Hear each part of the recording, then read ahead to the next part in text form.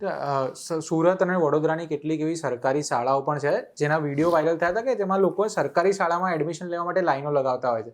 એટલી સરસ સ્માર્ટ અને સરસ શાળાઓ છે. એની સામે કેટલાક અહેવાલ એવા બી છે કે અમુક સ્કૂલો બંધ થઈ રહી છે, ખાસ કરીને ગુજરાતી માધ્યમને, પ્રાઇવેટ સ્કૂલો વધારે ખુલી છે. તો હવે સરકારનું શું સરકારી સ્કૂલોને લઈને શું છે, આગળ શું આયોજન છે? સન્માનીય દેશના પ્રધાનમંત્રી નરેન્દ્રભાઈ મોદી સાહેબે એના માટે એક નવો કન્સેપ્ટ મોકલ્યો, પૂરા દેશ માટે ઇમ્પ્લિમેન્ટ કર્યો છે.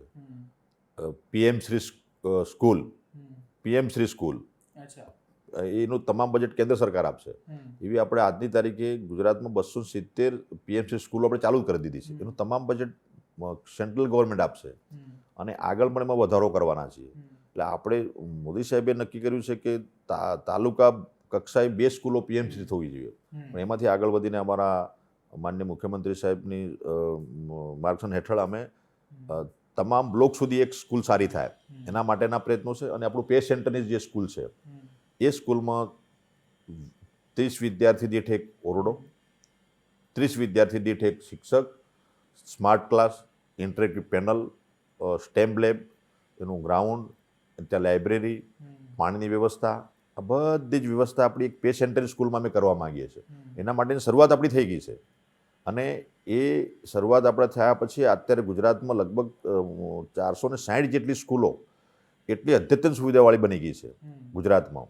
અને એમાં સિટી કક્ષાની જે સ્કૂલો છે, એટલે ઘણીવાર આપણે હવે કેટલાક પ્રાઇવેટ સંસ્થા આના કારણે બંધ પણ થઈ છે.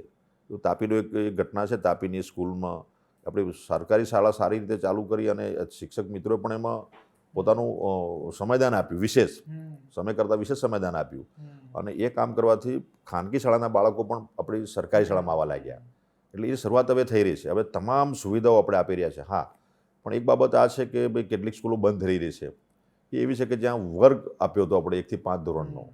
હવે આપણે આરટી એક્ટ મુજબ નિયમ એ છે કે 30 વિદ્યાર્થી એક શિક્ષક મળે, 30 વિદ્યાર્થી એક શિક્ષક મળે. હવે 1 થી 5 ધોરણની સ્કૂલ છે, વિદ્યાર્થી ત્યાં 22 છે, એ બીજો શિક્ષક મળવાનો નથી. એટલે ઘણીવાર આ મેસેજ આપણો નેગેટિવ ચાલતો છે, સમાજમાં ચાલે છે, મીડિયામાં ચાલે છે, વિપક્ષોવાળા ચલાવે છે. પણ વિદ્યાર્થી દીઠ આપણો વર્કલોડ છે 30 વિદ્યાર્થી એક શિક્ષક આરટીઆઈ નિયમ પ્રમાણે. 1 થી 5 ધોરણની સ્કૂલ છે, વિદ્યાર્થી ત્યાં 18 છે, 15 છે, 22 છે, કોઈ 20 છે, કોઈક જગ્યાએ 8 છે. જામનગરની એક શાળામાં 8 વિદ્યાર્થી છે 1 થી 5 ધોરણમાં, છતાં અમે સ્કૂલ ચાલુ રાખી છે. પણ અને વાલીઓ જાગૃત થાય, અહીં વિદ્યાર્થીઓને ઉઠાવીને જોડેની પે સેન્ટર મૂકે તો એના માટે સરકાર તૈયાર છે. અમે ટ્રાન્સપોર્ટ એલાઉન્સ આપીએ છીએ શિક્ષકોને અને વિદ્યાર્થીઓને. એના ઘરથી મુખ્ય શાળામાં જાય ત્યાં સુધી એને અમારે ભાડું આપવું છે, એને વ્હીકલ એને મુસાફરી ભથ્થું અમારે આપવું છે જે થાય. અને એને ત્યાં જશે, સારી સ્કૂલ મળે, શિક્ષક મળશે, વિદ્યાર્થીઓ સાથે સ્પર્ધા કરશે, મોટી શાળામાં જઈ શકશે. એ અમે કન્સેપ્ટ મૂક્યો છે. પણ અમે કોઈ સ્કૂલ બંધ કરવા માંગતા નથી. પણ કેટલાક લોકો આ રીતે વાલીઓ પોતે ઉઠાવીને વિદ્યાર્થીઓને મુખ્ય શાળામાં મૂકતા હોય અને એમાં કેટલાક લોકો કે સ્કૂલો બંધ થઈ રહી છે એવું કહે છે. પણ એ સાચું નથી. માત્ર વાસ્તવિકતા આ છે કે પે સેન્ટરમાં વિદ્યાર્થીઓ જાય તો એક ક્લાસ ટીચરને ક્લાસ પૂરો મળશે, એક ટીચર મળશે, વિદ્યાર્થીઓની સંખ્યા વધશે, 30ની સંખ્યામાં સ્પર્ધા કરશે. એટલે એજ્યુકેશનનું વાતાવરણ બનશે એનું. એટલે એક સારી બાબત છે.